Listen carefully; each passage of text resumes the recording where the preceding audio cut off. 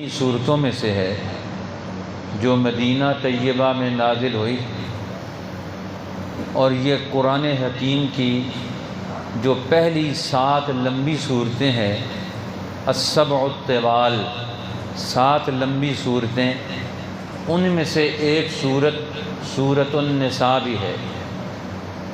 اس صورت کا موضوع انسانی معاشرہ پیدا کرنا، انسانی سوسائٹی تشکیل دینا، انسانوں کا معاشرہ تعمیر کرنا ہے۔ اب انسانی معاشرہ یہ انسانوں سے مل کر بنتا ہے، اور انسان کب بنتا ہے؟ جب یہ اللہ کا بندہ بنے، جب یہ اللہ کے حکم پر، اس کے علم پر اپنے آپ کو وابستہ کر لے۔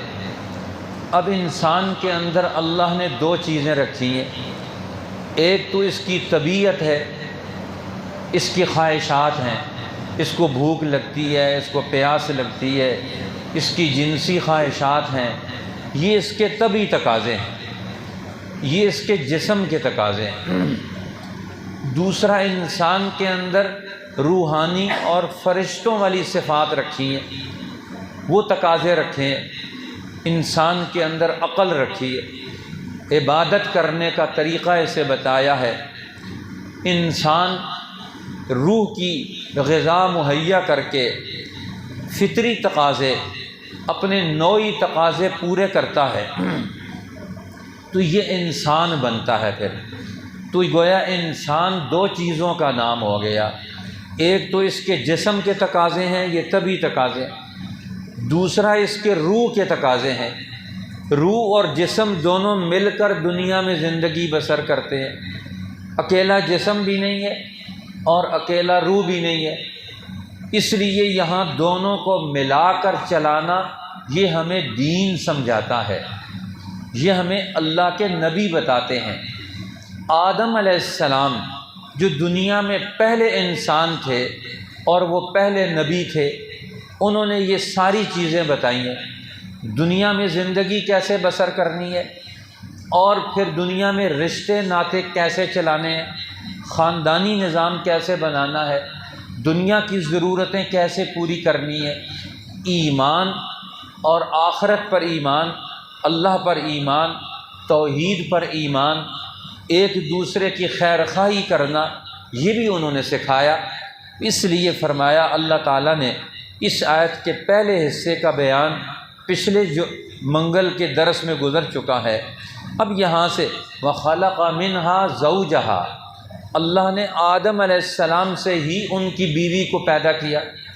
آدم علیہ السلام کو ڈائریکٹ مٹی سے بنایا، مٹی کو گوندا، اور اس کو اللہ تعالیٰ نے جسم کی شکل دے کر پھر اس میں روح ڈالی، اور پھر آدم علیہ السلام کا وجود بن گیا، گوشت پوش کا انسان بن گیا۔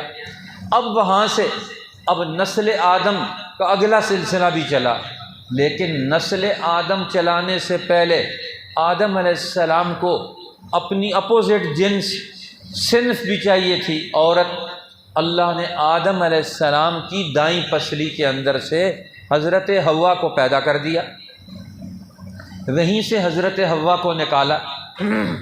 تو گویا آدم علیہ السلام کا وجود وہ پہلا وجود مرد کے اعتبار سے ہے، اور انہی کے وجود کا اگلا عکس اور پرتاؤ اور اسی کا اثر مرتب ہوا، تو اس کا نام بنا عورت۔ یہ 2 صنفیں وجود میں آ گئیں، ایک صنف کا نام ہے مرد اور ایک صنف کا نام ہے عورت۔ یہ مرد اور عورت یہ دونوں ملتے ہیں تو ان کا نام ہے انسان، آدم۔ یہ آدم ہے، یہ بنی آدم ہے۔ اب یہیں سے یہ مرد اور عورت دونوں مل کر یہ آگے بڑھتے ہیں تو سلسلہ نسب انسانی چلتا ہے۔ اب انسان، آنے والے جو انسان ہیں، وہ مرد اور عورت دونوں کے ملاپ اور اجتماع سے وہ آگے بڑھے ہیں اور چلے ہیں۔ اس لیے اللہ جل شانہ نے حضرت آدم علیہ السلام اور ان کی بیوی فرمایا فَخَلَقَ مِنْهَا زَوْجَهَا، اللہ نے آدم علیہ السلام سے ہی ان کی بیوی کو پیدا کر دیا اپنے حکم سے۔ اس لیے نبی اکرم صلی اللہ علیہ وسلم نے ارشاد فرمایا یہ گھر کا نظام چلانا بھی بہت ضروری ہے، گھر کا نظام استوار کرنا بھی بہت ضروری ہے۔ لیکن گھر کا نظام کیسے استوار ہوتا ہے؟ یہ مرد اور عورت دونوں آپس کی مشاورت سے گھر کا نظام چلاتے ہیں۔ اب مرد یہ گھر کا سربراہ ہے، عورت اس کی معاون ہے، یہ دونوں مل کر یہ آپس کے مشاورت سے اپنے گھر کے مسائل حل کریں گے۔ اور اگر مرد اور عورت دونوں مل کر مشاورت سے اپنے مسائل حل نہ کریں، یہ گھر کا نظام بگڑ جائے گا، خراب ہو جائے گا۔ اس لیے گھر کے نظام کو چلانا بہت ضروری ہے۔ نبی اکرم صلی اللہ علیہ وسلم نے ارشاد فرمایا انہا خلقت من ضلع اعوج، عورت کو اللہ نے ٹیڑھی پسلی سے پیدا کیا ہے، لہذا پسلی یہ ہمیشہ ٹیڑھی رہتی ہے۔ اگر اس پسلی کو آپ سیدھا کریں تو پسلی ٹوٹ جائے گی، یہ پسلی ٹیڑھی ہو کر آپ کے جسم کا نظام چلاتی ہے۔ اب یہ ساری پسلیاں ٹیڑھی ہوتی ہیں، مولڈ ہوئی ہیں، ان کے درمیان میں اللہ تعالیٰ نے یہ نظام رکھا ہوا ہے، دل کا نظام، پھیپھڑوں کا نظام، معدے اور جگر کا نظام، یہ پسلیوں کے ٹیڑھے پن کے اندر اللہ نے قائم رکھا ہوا ہے۔ اب اگر کوئی آدمی کہے کہ میں ٹیڑھی پسلی کو سیدھا کروں گا، یہ پسلی ٹیڑھی اچھی نہیں ہے، پسلی ٹوٹ جائے گی تو اندر کا نظام بھی ٹوٹ جائے گا۔ اس لیے فرمایا نبی اکرم صلی اللہ علیہ وسلم نے کہ یہ جو عورت ہے ٹیڑھی پسلی سے پیدا ہوئی ہے، انہا خلقت من ضلع اعوج، اللہ نے اس کو ٹیڑھی پسلی سے پیدا کیا ہے، یہ اسی طرح رہے گی۔ تم اسے سیدھا کرنا چاہو گے تو یہ ٹوٹ جائے گی، لہٰذا اسی طرح اس کے ساتھ گزارا کرو۔ ایک آدمی ایک بڑے بزرگ کے پاس آیا، کہتا ہے میں جب سے گھر میں آتا ہوں تو ہر وقت گھر میں خاوند بیوی کے درمیان لڑائی رہتی ہے، چخ رہتی ہے، بڑا مسئلہ رہتا ہے، بڑی پریشانی رہتی ہے۔ عورت گئی تو اس نے جا کر مشورہ مانگا کہ مجھے تعویذ دے دیں، میرے اور خاوند کے درمیان لڑائی جھگڑا بہت رہتا ہے۔ انہوں نے کہا تعویذ تو دیں گے، تعویذ کا اثر اس وقت آئے گا جب خاوند گھر میں آئے تو تعویذ کو دانتوں میں دبا لینا ہے، جتنا زور سے دانتوں میں دباؤ گی اتنا یہ تعویذ اثر کرے گا۔ اب 10-15 دن اس نے عادت بنائی، جیسے ہی خاوند گھر میں آتا وہ دانتوں میں تعویذ دبا لیتی۔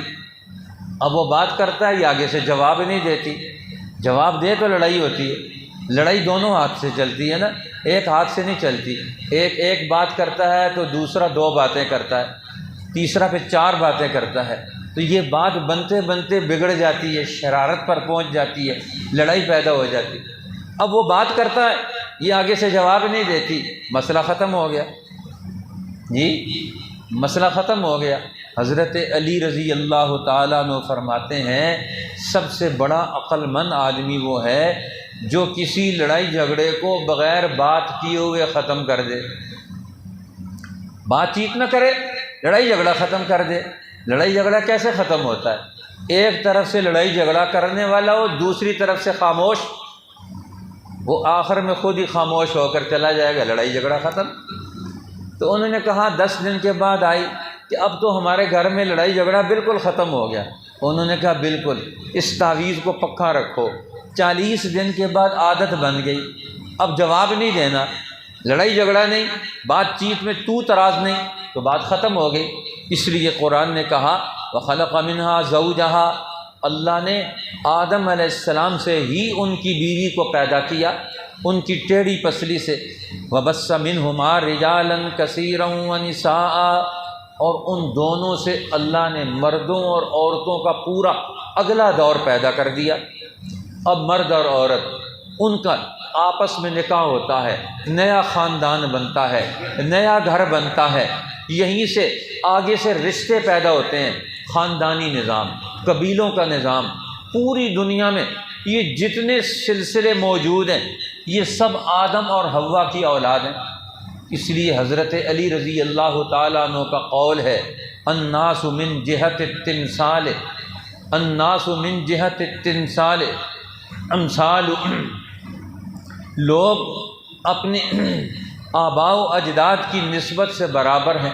ابوہم آدم و امہم حواء، ان کے باپ آدم ہیں تو ان کی ماں حوا ہے۔ الناس من جہت التمثال، یہ برابر بن گئے، اللہ نے تمام انسانوں کو برابر سرابر قائم کر دیا۔ اس لیے نبی اکرم صلی اللہ علیہ وسلم نے جب مکہ فتح کیا تو مکہ کو فتح کرنے پر کعبۃ اللہ کی دہلیز پر کھڑے ہو کر خطاب کیا۔ اس خطاب میں بھی اسی چیز کو ذکر کیا، الا کلکم من آدم، تم سب کے سب آدم کی اولاد ہو، وآدم من تراب، اور آدم کو اللہ نے مٹی سے پیدا کیا ہے، لہذا سارے انسان پیچھے جا کر ایک آدم کی اولاد ہے۔ لہذا دنیا میں اب کس چیز پر جھگڑا کرتے ہو؟ بھائی بھائی بن کر رہو، آپس میں ایک دوسرے کے حقوق کی پہچان پیدا کرو۔ لہذا یہ خاندانی نظام یہ ایک ماں اور باپ سے چلتا ہے، ایک ماں اور باپ کے بھائی آپس میں ایک دوسرے کے حقوق کی پہچان کریں، ایک دوسرے کے حقوق کا تحفظ کریں، تو یہ بہترین خاندانی نظام وجود میں آئے گا، جو ایک دوسرے سے محبت کرتے ہیں۔ تو پھر اللہ نے فرمایا واتقوا اللہ الذی تساءلون بہ، اب اللہ سے ڈرو جس اللہ کے نام سے تم ایک دوسرے سے سوال کرتے ہو، جس اللہ کے نام سے ایک دوسرے سے سوال کرتے ہو، ایک دوسرے کی عزت اور جان اور مال کی حرمت مانگتے ہو۔ اب لوگ دنیا میں جب کوئی مسئلہ آتا ہے، پریشانی پیدا ہوتی ہے، لڑائی جھگڑا ختم نہیں ہوتا، تو اس وقت کہتے ہیں اللہ کے نام کا سوال ہے، اللہ کے نام کا سوال ہے۔ اب لڑائی ختم کرنا ہے، لڑائی ختم کرنے کے لیے اللہ کے نام پر جمع ہو جاؤ، جو اللہ کا حکم ہے اس پر سارے واپس آ جاؤ، لڑائی جھگڑا ختم ہو جائے گا۔ اب لوگ آپس میں جب لڑائی جھگڑا ختم نہیں ہوتا تو اس وقت کہتے ہیں اللہ کے نام پر اکٹھے ہو جاؤ، اور ایک دوسرے کی حفاظت اور ایک دوسرے کے مال اور اس کی جان کی حفاظت کے لیے اللہ کے نام کا سوال کرتے ہیں۔ اب یہ آخری مسئلہ، ہر آدمی کے پاس اپنی پریشانیوں کا آخری حل کیا ہوتا ہے کہ اللہ کے نام سے سوال کرے۔ اس لیے حدیث پاک میں آتا ہے دنیا میں سب سے برا آدمی وہ ہے جس سے اللہ کے نام سے کوئی چیز مانگی جائے اور نہ دے۔ اللہ کے نام اس کے سامنے آ گیا کہ اللہ کے نام کو پیش کر دیا کہ اللہ کے نام پر یہ کام کرنا ہے، اب اس کے بعد وہ آدمی اللہ کے نام کو مسترد کر دے تو فرمایا اس سے بدتر آدمی دنیا میں کوئی نہیں، جو جس کے سامنے اللہ کا نام آئے اور اللہ کے نام کو وہ دنیا میں مسترد کر دے، دھتکار دے۔ یہ نہیں ہو سکتا۔ ایک مسلمان دنیا میں غیرت مند انسان بھی اللہ کا نام جب آتا ہے تو اس وقت وہ کھڑا ہو جاتا ہے۔ یہ اللہ کے نام کا سوال آ گیا تو فرمایا اللہ سے ڈرو جس اللہ کے نام سے تم آپس میں سوال کرتے ہو، اور فرمایا والارحام، اور اپنے رشتہ داروں کے حقوق کے بارے میں بھی خیال رکھو۔ رشتہ داروں کے حقوق کا خیال رکھنا یہ بھی ضروری ہے کہ کوئی رشتہ دار آپ کا کسی پریشانی میں مبتلا ہے اس کی مدد کرے، بیمار ہے بیمار پرسی کرے، وہ سفر پر ہے اس کے جان مال کی حفاظت کریں، اس کے بچوں کی حفاظت کریں۔ اسی طریقے سے فوت ہو گیا تو اس کے بچوں کی، یتیموں کی، اس کے حقوق کا تحفظ کریں۔ اسی طرح والارحام، فرمایا قرابت داروں کا خیال رکھو، یہ بھی دین کا حکم ہے۔ تو اللہ تعالیٰ نے فرمایا انسانی معاشرہ یہ دنیا میں ترقی کرتا ہے تو یہ بہترین خاندانی نظام سے ترقی کرتا ہے۔ اب خاندانی نظام کو قائم رکھنا مرد اور عورت کی یہ ذمہ داری ہے۔ آج مسلمان معاشروں میں اپنے بچوں کو اور اپنی بچیوں کو اگلے دور کی تربیت دینے کا نظام ختم ہو گیا۔ ہم ان کو کالج سکول بھیجتے ہیں، مدرسوں میں بھیجتے ہیں، کتابیں پڑھا دیتے ہیں، زندگی نہیں پڑھاتے، رشتہ داروں کی حرمت نہیں بتاتے، ماں باپ کی حرمت کیا ہے، بزرگوں کی حرمت کیا ہے، خاندانی نظام کیا ہے، یہ کیسے چلے گا، ایک دوسرے کا ادب اور احترام کیسے کریں گے، گھر کے نظام کو، خاندان کے نظام کو کیسے چلائیں گے۔ اب مرد اور عورت کی شادی ہوتی ہے، بیوی گھر میں آئی، وہ بیٹے کو لے کر ماں باپ کو چھوڑ کر علیحدہ ہو جاتی، کہتی ہم اکٹھے نہیں رہ سکتے، بھئی انسان تو دنیا میں رہتے ہی اکٹھے ہیں، اکٹھے کیوں نہیں رہ سکتے؟ اب یہ علیحدگی کا تصور، ہاں ایک حویلی کے اندر اپنے کمرے کے اندر تو انہوں نے الگ رہنا ہے، ان کے اپنے کمرے کی زندگی الگ ہے، لیکن وہ خاندان سے کٹ جائے، اسی کو چھوڑ کر علیحدہ ہو جائے، یہ تو تصور اسلام کا نہیں ہے۔ اس لیے ہر گھر کے اندر، حویلی کے اندر 5 بھائی ہیں تو 5 بھائیوں کے اپنے اپنے کمرے اور گھر ہوں گے، ان کے اپنے حقوق ہیں، وہ اپنے کمرے کے اندر ان کی پرسنل لائف، ذاتی زندگی، اس میں تو کسی دوسرے خاندان کے فرد کو مداخلت کی اجازت قرآن نہیں دیتا، لیکن خاندانی نظام کو چلانا یہ ایک الگ مسئلہ ہے۔ اب وہ عورت آ کر کہے کہ نہیں اب تو سارے خاندان سے کٹ جائے گا، اب صرف اپنے کمرے کا نظام چلائے گا، یہ بھی غلط بات ہے۔ اب پورے خاندان کو کیسے چھوڑے گا، ماں باپ کو کیسے چھوڑے گا، یہ بھی غلط بات ہے۔ اسی طریقے سے وہ عورت اپنا خاندان چھوڑ کر آئی ہے اور اس پر اتنا بوجھ لاد دیا جائے کہ وہ سارے کام اکیلے کرے، یہ بھی غلط بات ہے۔ اب معاشرہ ہمارا بگاڑ کا شکار ہو گیا، ہر طرف والے لوگ اپنے حق اور انصاف کی بنیاد پر فیصلے نہیں کرتے، جس کی وجہ سے آج دنیا میں گھروں کے اندر خرابیاں ہیں۔ ہمارے گھروں کا ماحول بہت تنگ ہو گیا ہے، گھروں میں بیٹھنے والی خواتین اور چھوٹے بچے، ان کے حقوق کی پرواہ کسی کو بھی نہیں ہے۔ ایک چھوٹے بچے کا کیا حق ہے؟ ایک چھوٹے بچے کو بھوک لگے گی، پیاس لگے گی، دودھ کی ضرورت ہے، اس کو درد ہو گیا، کان میں درد ہے، وہ چل نہیں سکتا، بول نہیں سکتا، وہ خود اپنا مسئلہ نہیں حل کر سکتا، اس کا مسئلہ کون حل کرے گا؟ اس کی زبان کون سمجھے گا؟ اس کے مسئلے کو کون حل کرے گا؟ اسی طرح گھروں میں خواتین ہیں، ان کے مسئلے کون حل کرے گا؟ اب ایک خاتون اپنا گھر خاندان چھوڑ کر یہاں آ گئی ہے، اس گھر میں اس کو پریشانی ہے، کپڑے کی پریشانی ہو، دوائی کی پریشانی ہو، کسی اور قسم کی پریشانی ہو، وہ کس کے سامنے اپنا مسئلہ پیش کرے گی؟ پہلے اس کا خامد، پھر یہاں کا خاندانی نظام ہے، اس کو تحفظ ملنا چاہیے، انصاف ملنا چاہیے، اس کو احترام ملنا چاہیے۔ اسی طرح اس کو بھی چاہیے یہاں جتنے لوگ موجود ہیں ان کے حقوق کا تحفظ کرے۔ اب یہ رشتوں کے مسائل کوئی نہیں پڑھاتا، یہ قرآن پڑھاتا ہے، اور قرآن ہم پڑھتے نہیں۔ قرآن پڑھنے سے ہم فارغ ہیں۔ قرآن حکیم کی یہ ساری صورت یہ رشتوں کے مسائل بتا رہی ہے۔ فرمایا ان اللہ کان علیکم رقیبا، یاد رکھو تم گھر کے اندر ہو، وہاں کوئی پولیس نہیں جا سکتی، کوئی آدمی باہر سے نہیں جا سکتا۔ اب اللہ تمہارے اوپر نگران ہے، اللہ تعالیٰ تمہارے اوپر نگران ہے۔ گھر کی 4 دیواری کے اندر اگر کوئی آدمی غلط کام کرتا ہے تو اس کو اندر سے کون روکے گا؟ اس کا ایمان روکے گا، اس کا علم روکے گا، اس کو یہ تربیت روکے گی۔ یہ پچھلے دور کی تربیت۔ حضرت عمر رضی اللہ تعالیٰ عنہ رات کو گشت کر رہے تھے، ایک گھر کے اندر سے ان کو کچھ آوازیں آئیں، دروازہ بند تھا، دیوار پھلانگ کر اندر چلے گئے، دیکھا تو وہاں شراب کی محفل گرم ہے اور لوگ شراب پی رہے ہیں، ناچ گانا کر رہے ہیں۔ تو اندر گئے تو ان سے پوچھا کہ یہ کیا کر رہے ہیں؟ انہوں نے کہا امیر المومنین معاف کر دیں۔ انہوں نے کہا معاف کر دیا، لیکن یہ کیا کر رہے ہو؟ انہوں نے کہا ہم توبہ کرتے ہیں۔ انہوں نے کہا اگر سزا ملے تو انہوں نے کہا آپ بھی تو دیوار پھلانگ کر آئے ہیں، کسی کے گھر میں دیوار پھلانگ کر آنے کی اجازت ہے؟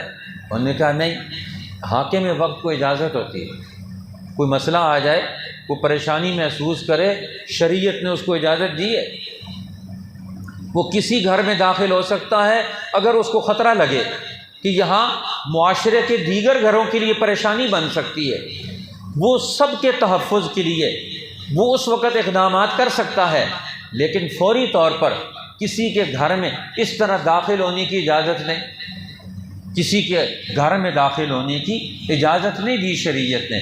رسول اللہ صلی اللہ علیہ وسلم نے فرمایا جب کسی کے دروازے پر جاؤ تو اس کے دروازے کے سامنے مت کھڑے ہو، دروازہ کھلا ہوا ہو باہر کھڑے ہو کر اندر نگاہ مت ڈالو، اگر سوراخ دروازے کا شگاف ہو اس دروازے سے اندر مت جھانکو۔ فرمایا جب تم نے اندر دیکھ لیا تو تم اندر داخل ہو گئے۔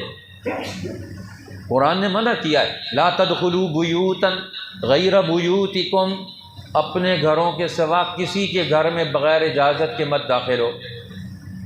کسی کے گھر میں بھی دروازہ کھٹکھٹائے بغیر، اجازت لیے بغیر داخل ہونے کی قرآن نے ممانعت کر دی ہے۔ کیوں؟ یہ گھر کا تحفظ ہے، یہ گھر میں آنے جانے والوں کے لیے آداب بتائے ہیں۔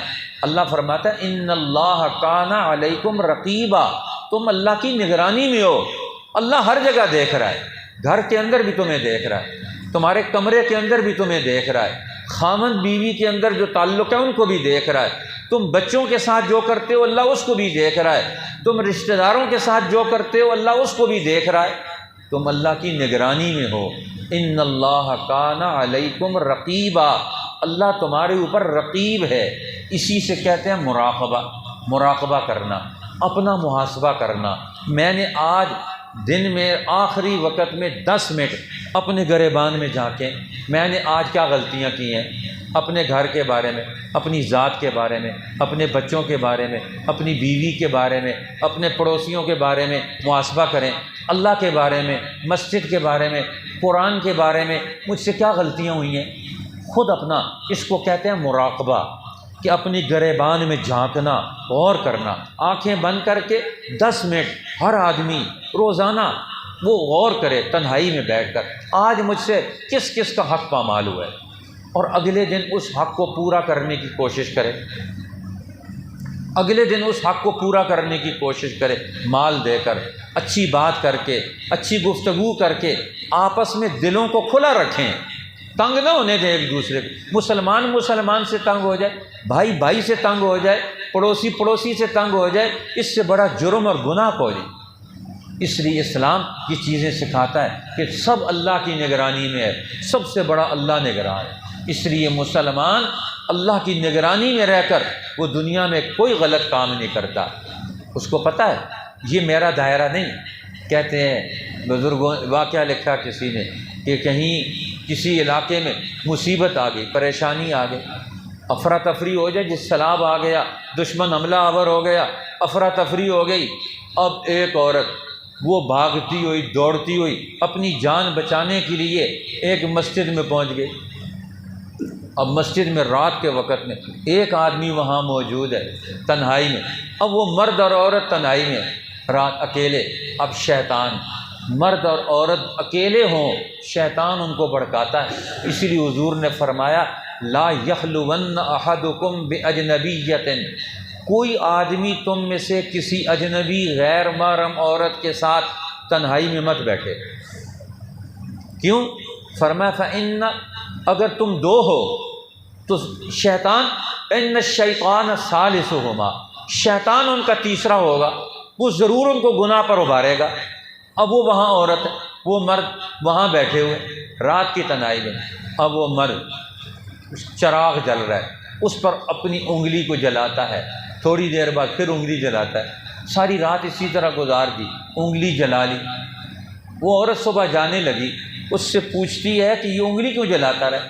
کہتا ہے شیطان مجھے ورغلاتا تھا، یہ عورت تجھے تنہائی میں اکیلے مل گئی ہے، لہٰذا اپنی خواہش پوری کر۔ میں اپنے نفس کو بتاتا ہوں جہنم کی آگ برداشت کر سکتا ہے؟ اب تھوڑی سی یہ آگ ہے دنیا کی، یہ آگ نہیں برداشت ہوتی، تو جہنم کی آگ کیسے برداشت ہوگی؟ دیکھو، ہر مسلمان پر دوسرے مسلمان کی حفاظت کرنا، اس کی جان کی حفاظت کرنا، اس کی مال کی حفاظت کرنا، اس کی عزت کی حفاظت کرنا فرض ہے۔ اسی طرح ہر عورت کی عزت کی حفاظت کرنا ہر آدمی پر فرض ہے۔ حضرت عمر ابن عبدالعزیز رحمۃ اللہ تعالی علیہ، اور اسی طرح حضرت عمر کا واقعہ بھی ہے، ہارون الرشید کا واقعہ بھی ہے کہ ان کے پاس ایک اللہ والے آئے اور انہوں نے کہا جو عورت تیرے پاس تیری عمر سے بڑی آئے اسے ماں سمجھ، جو عورت تیرے عمر کی برابر کی تیرے پاس آئے تو اسے اپنی بہن سمجھ، اور جو عورت تیرے عمر سے چھوٹی تیرے پاس آئے اسے اپنی بیٹی سمجھ۔ اب قرآن نے عورت کو یہ 3 مقام دے دیے عزت اور رشتوں کے اعتبار سے، اس کو ماں کا درجہ دیا، بڑی ہے، اس کو برابر ہے بہن کا درجہ دیا، چھوٹی ہے اس کو بیٹی کا درجہ دیا۔ اب یہ تو دین سکھاتا کہ ہر آدمی اپنے بڑی عورت کو ماں سمجھے، اپنے برابر کی عورت کو بہن سمجھے، اپنی سے چھوٹی عورت کو اپنی بیٹی کے درجے پر سمجھے، تو وہ اس کی عزت کی حفاظت کرے، اس کا رکھوالا بنے گا، اس کے لیے مسائل نہیں پیدا ہونے دے گا۔ اس لیے قرآن کہتا ہے یہ گھریلو نظام، رشتہ داریوں کا نظام اللہ کی نگرانی میں چل رہا ہے۔ جو اللہ کی نگرانی کو توڑے گا اللہ کے عذاب سے نہیں بچ سکتا۔ اللہ کی آنکھ دیکھ رہی ہے، وَإِنَّ عَيْنَ اللَّهِ لَمْ يَنَمِ، میری آنکھ سو جاتی ہے، اللہ کی آنکھ نہیں سوتی، اللہ کی آنکھ بیدار ہے، وہ ہر وقت جانتا ہے۔ فرمایا رسول اللہ صلی اللہ علیہ وسلم نے، اللہ کی ذات وہ ہے یعلم دبیبۃ النملۃ السوداء علی الصخرۃ السوداء فی اللیلۃ الظلماء، فرمایا کالی چیونٹی کالی چٹان پر سیاہ رات کے اندر، تاریکی کے اندر وہ چیونٹی اس چال چلتی ہے سیاہ چٹان پر، اللہ اس کو بھی جانتا ہے۔ اللہ کی نگاہ ہر وقت ہے، ہر چیز پر ہے، لہذا انسان اللہ کی نگاہ سے چھپ سکتا ہے؟ اس کا کوئی عمل چھپ سکتا ہے؟ نہیں چھپ سکتا۔ اس لیے یہ سارا نگرانی کا نظام ہے، اوپر سے لے کر نیچے تک اللہ نے نگرانی کا نظام بنایا ہے۔ فرمایا اللہ کو نگران سمجھو تو اپنے اوپر، قرآن کو نگران سمجھو، یہ اللہ کا علم ہے تمہارے اوپر نگران ہے۔ اللہ ہمیں قرآن کے علم کی نگرانی میں، ایمان کے تقاضوں کی نگرانی میں، پورا اجتماعی نظام، قانونی نظام، اس کی نگرانی بھی بنانے کی توفیق عطا فرمائے، تاکہ مسلمانوں کی ذات سے لے کر بین الاقوامی سطح کا پورا نظام ہم وضع کر لیں۔ اللہ ہمیں اس کی توفیق عطا فرمائے۔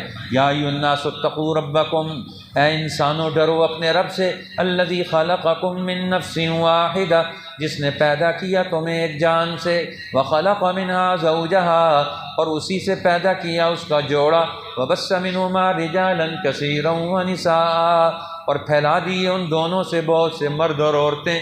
واتقوا اللہ الذی تساءلون بہ، اور ڈرتے رہو اللہ سے جس اللہ کے نام سے سوال کرتے ہو ایک دوسرے سے، والارحام، اور خبردار رہو قرابت والوں کے حقوق کے بارے میں، ان اللہ کان علیکم رقیبا، بے شک اللہ تم سب پر نگہبان ہے۔ صدق اللہ العظیم۔ انشاءاللہ کل آخری بدھ ہے، حدیث پاک کا درس ہوگا، تمام حضرات اس میں بھی تشریف لائیں۔ آمین۔